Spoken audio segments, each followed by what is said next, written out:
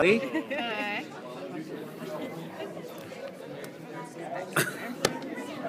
Well, I'll start. Okay. I have, I guess, more of a comment. There was a lot of news out and stories about somebody who was going to die. And I got to tell you, I thought it was going to be you. It's not long for this one. And how do you feel now? I'm glad, but I mean, I'm sad. I don't want anybody to die. No. I was very sad that anybody. I thought it was going to be you though. Yeah. I never dreamed in a million years it would be Danny because they spent the whole show, trying to get to him. But were you concerned at all that it was going to be you? That it was going to be me?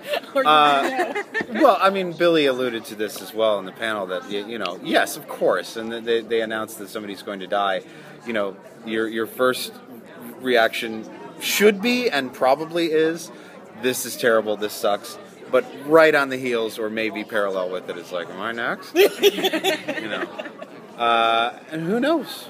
Who knows? But it's. I mean, they've made no secret. Eric and everybody has made no secret that it's like, this is the message that we're sending out. It's like, this is if this world is to be believed in any way, then we're going to lose some people. Well, and it's part of good television. Sure. True Blood, Yeah. Vampire Diaries, some Game of of Thrones. Dexter.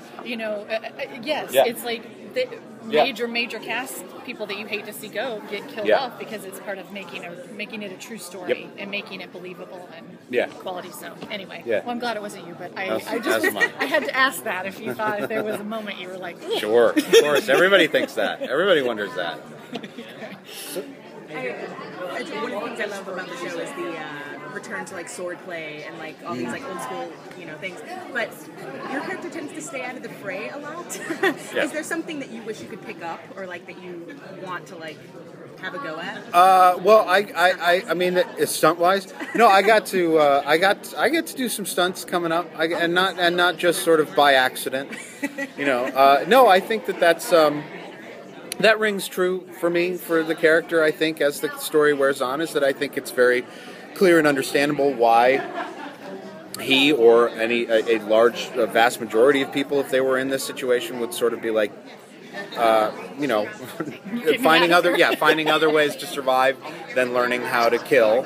But I think that after a while, you just sort of have to admit defeat and step in there and get your hands dirty a little bit, and so I get to do that, and it's fun to act, and I think it's cool for the character too. Your character is great though, because you bring that up. You do what I'm sitting there watching. I'm like, that's what I would do. It's like, get me out of here. Are you kidding me? Yeah. Are you kidding me? Let's just go back. Get me out of here. No, I think that all the little sort of quips and one-liners and jokes and stuff, I think they have to come from a very real place, and I think that in that regard, I think Aaron is sort of a proxy for the audience, or the majority of the audience. Assuming that the audience is not in fact sword proficient and possessed of a huge survival skill set. So yeah, I think that that your brain just simply my brain wouldn't let me accept the world for what it was, and there would be an awful lot of, you've got to be kidding me. Yeah. We're being kidnapped again. We are, we're running. This is how is this 2027 or whatever the year is that. Well, and it has a lot to do with your past, the Sure. character's past, Yeah. and what you did. Yeah, no, absolutely. And you're a smart person, and Right. so your logic tells you, Right, I'm right. not going to where I'm going to get killed. I'm going to where Right. I have a Right. much less chance of having people shoot me. Exactly. So. Now that electricity is coming on, sort of, will you be able to clue us in? Is your character able to be more useful? Yeah. Yes.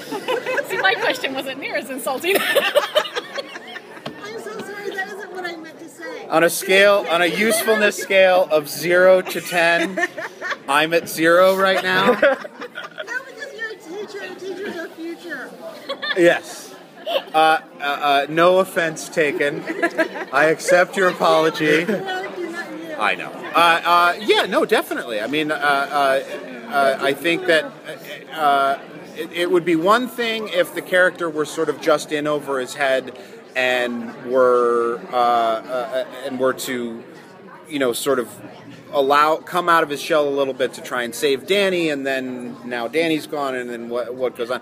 And I think that it's not saying too much to say that he's way more in over his head than he ever thought he was in terms of having some involvement in the world being the way that it is, and therefore he would be a more useful person to have around. We saw the first arc of season 1. You sticking around for Danny. Yeah. Now that he's dead. Yeah. What is your main motivation to be in that group still? I think that in the first arc of the season, Aaron reluctantly leaves the safe world that he's created for himself in order to get Danny, and I think that his overarching ambition is to get Danny, get everybody, and then let's go back to Wisconsin and put things the way they are. When that is no longer possible, then I think that that's the moment at which Aaron says, okay, I can't go back, nobody's going to come with me, and even if they would, it wouldn't work.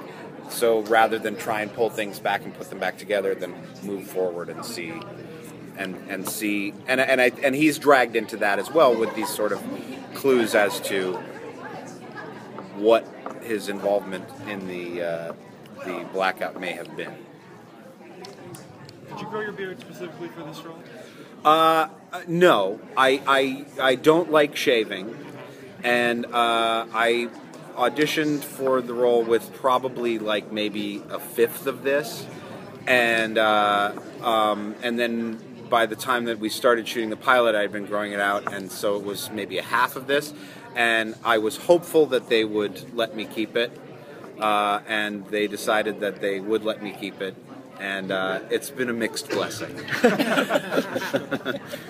Thank you so much, everyone. Thanks, everybody.